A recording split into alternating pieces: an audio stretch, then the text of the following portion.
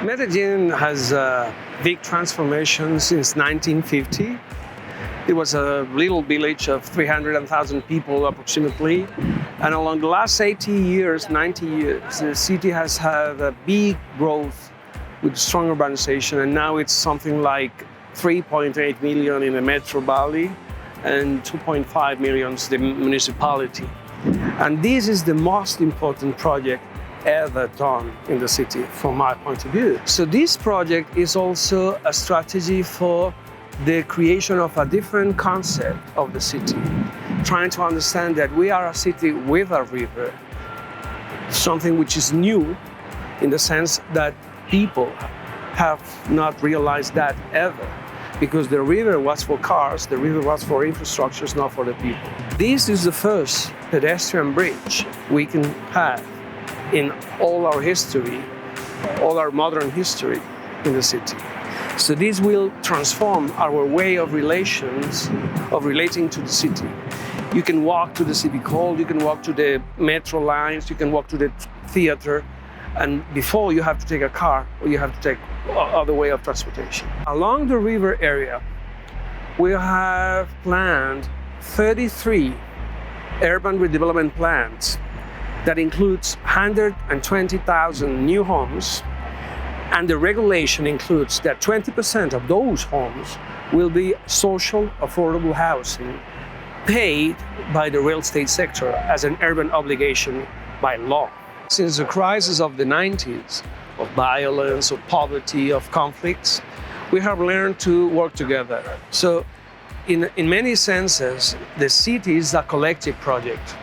So this project was not a magic idea of anyone. It started firstly inside the universities, like a critical approach to the city, trying to think differently and trying to transform the river.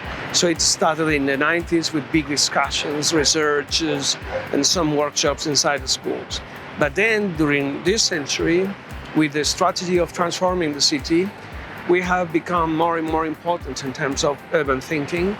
And in 26, we developed a metropolitan plan, and we started to have some big competitions in the south and in the north to create a different approach to the river. We have the Tres Aguas Park in the south in Caldas. We have the south centrality and north centrality, big urban projects for transforming the urban lands around the river area. And then in 2011, the Metropolitan Authority created a director plan called BIO 2030 that included the river as the main strategic area for the transformation of the metropolitan city.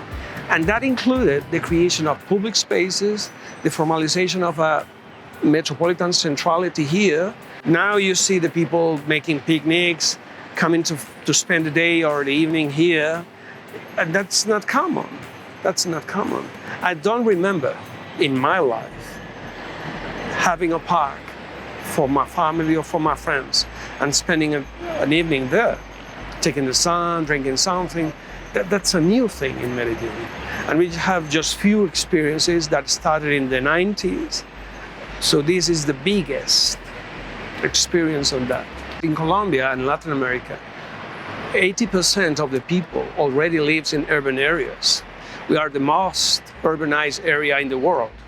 So that means that we have to create cities that are more than just functional things.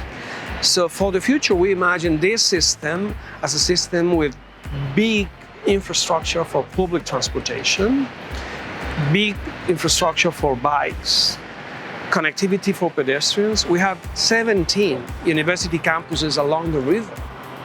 So that could be connected by bikes and walks and pedestrians. Now we've been 5 years building this. This is just the first phase.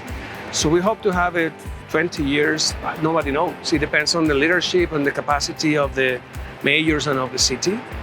But our dream is to have this river again as the heart of the valley.